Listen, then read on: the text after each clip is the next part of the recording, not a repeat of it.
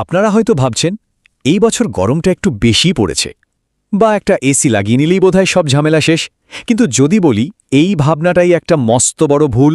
আজকে আমরা যে বিষয়টা নিয়ে কথা বলবো সেটা হয়তো আমাদের অনেক আরামের ধারণাকে একেবারে নাড়িয়ে দেবে, কারণ সরকারিভাবে আমাদের যা বলা হচ্ছে তার আড়ালে একটা আরও গভীর, আরও ভয়ঙ্কর সত্যি কিন্তু লুকিয়ে আছে।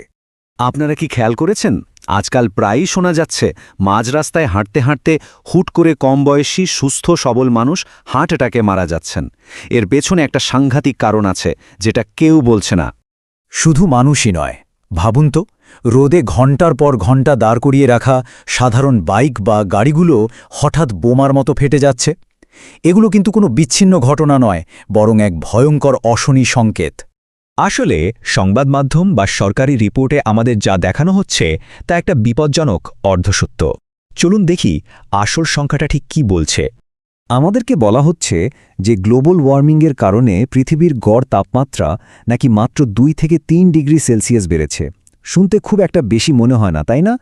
কিন্তু আসল সত্যিটা হলো এই 2-3 ডিগ্রি একটা গড় হিসেব, যেটা শীত গ্রীষ্ম সব মিলিয়ে তৈরি করা।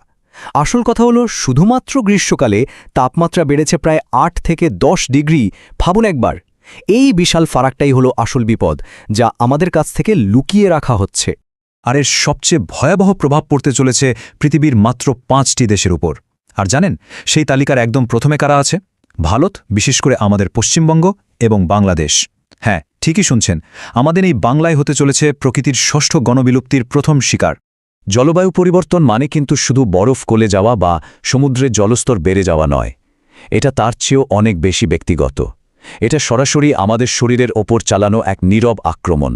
বিষয়টাকে যদি সহজভাবে বুঝতে হয়, দেখুন, আমাদের শরীর বাইরের বায়ুমণ্ডলের চাপের সঙ্গে একটা খুব সূক্ষ্ম ভারসাম্য রেখে চলে। যখন এই চরম আবহাওয়ার কারণে এই চাপটা হঠাৎ করে খুব দ্রুত ওঠানামা করে, তখন আমাদের হার্টের যে স্বাভাবিক পাম্প করার ছন্দটা আছে সেটা নষ্ট হয়ে যায়।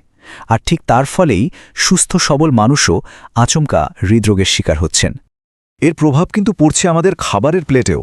তাপমাত্রা বাড়ার ফলে ছোট ছোট পোকামাকড় যারা পরাগায়নের কাজটা করত তারা মরে যাচ্ছে, ফলে গাছে আর আগের মতো ফলই ধরছে না। আচ্ছা, খেয়াল করে দেখুন তো, আজকের আম বা লিচুতে কি আগের মতো সেই স্বাদটা আর পাওয়া যায়? যায় না, কারণ ফলের ভেতরের যে রাসায়নিক গঠন সেটাই বদলে যাচ্ছে। আমাদের মধ্যে একটা ধারণা আছে যে যাই হোক না কেন প্রযুক্তি আমাদের বাঁচিয়ে নেবে, কিন্তু সত্যিটা হলো আমাদের এই আধুনিক প্রযুক্তি একটা চরম বিভ্রম ছাড়া আর কিচ্ছু নয়। তৃতীয় বিশ্বের দেশগুলোতে যে সস্তা গাড়ি বা বাইক বিক্রি করা হয়, সেগুলো এই চরম আবহাওয়া সহ্য করার জন্য তৈরি হয়নি। পিচের রাস্তায় তাপমাত্রা যখন 50 ডিগ্রি ছুঁয়ে ফেলে, তখন গাড়ির টায়ার গলে ফেটে যেতে পারে। এই যানবাহনগুলো এখন এক একটা চলন্ত কফিনে পরিণত হয়েছে। আর বিমানের বার্ড হিট, আরে বাবা, জঙ্গল কেটে ফেলার কারণে পাখিদের তো থাকারই জায়গা নেই, তাই তারা রানওয়েতে চলে আসে আর সোজা বিমানের ইঞ্জিনে ঢুকে গিয়ে দুর্ঘটনা ঘটায়। এবার চলুন বিশেষভাবে আমাদের বাংলার কথায় আসা যাক। পশ্চিমবঙ্গ আর বাংলাদেশ, এই গোটা অঞ্চলের ভবিষ্যৎ এক কথায় বলতে গেলে ভয়াবহ। হিমালয়ের বরফের চাইগুলো যে অবিশ্বাস্য গতিতে গলছে, তাতে আগামী কয়েক দশকের মধ্যেই গঙ্গা, তিস্তা, পদ্মার মতো নদীগুলো বর্ষাকাল ছাড়া একদম শুকিয়ে যাবে। এর ফল কি হবে? কোটি কোটি মানুষের জন্য তীব্র পানীয় জলের সংকট। বৃষ্টির ধরনটাই বদলে গেছে। যখন দরকার তখন খরা, আর যখন দরকার নেই তখন বন্যা। আমন ধান আর ইলিশ মাছ, বাঙালির এই দুটো আবেগের জিনিসই আজ বিপন্ন। একবার ভাবুন তো, ফসল আর মাছ না থাকলে বাঙালির পরিচয়টাই তো একটা সংকটের মুখে পড়বে। আমাদেরকে বারবার বলা হয় যে এই সব কিছুর পেছনে কারণ হল কার্বন নিঃসরণ, কিন্তু আসল কারণটা তার চেয়েও অনেক গভীরে লুকিয়ে আছে। আসলে বাইরের এই গ্লোবাল ওয়ার্মিং আমাদের নিজেদের ভেতরে জ্বলতে থাকা লোভের আগুনেরই একটা প্রতিচ্ছবি ছাড়া আর কিছু নয়। আমাদেরকে শেখানো হয় আসল সমস্যা হল কার্বন, কিন্তু আসল যে সত্যিটা লুকিয়ে রাখা হয়েছে তা হল আমাদের অন্তহীন লোভ। এই লোভটাই তো সেই ইঞ্জিন যেটা কার্বন নিঃসরণকে চালিয়ে নিয়ে যাচ্ছে। আমাদের আরও চাই, আরও বড় বাড়ি, আরও এসি, আরও জমি, আরও বিলাসিতা।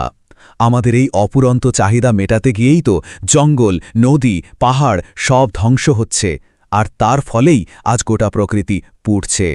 তাহলে কি বাঁচার কোনো উপায় নেই?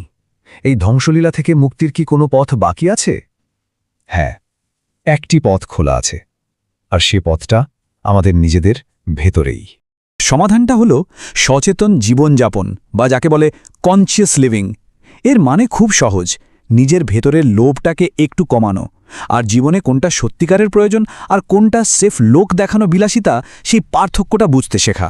বড় বড় কর্পোরেট সংস্থা বা রাজনীতিবিদরা কিন্তু কখনোই চাইবে না যে আমরা এই আসল কারণটা জেনে যাই, কারণ মানুষ যদি কেনাকাটা বন্ধ করে দেয় তাহলে তাদের ব্যবসাটাই তো বন্ধ হয়ে যাবে। তাই তারা কার্বনের মতো নকল সমাধান দেখিয়ে আমাদের সবাইকে ভুলিয়ে রাখে। এই পৃথিবীকে বাঁচাতে হলে আগে নিজের মনকে বদলাতে হবে।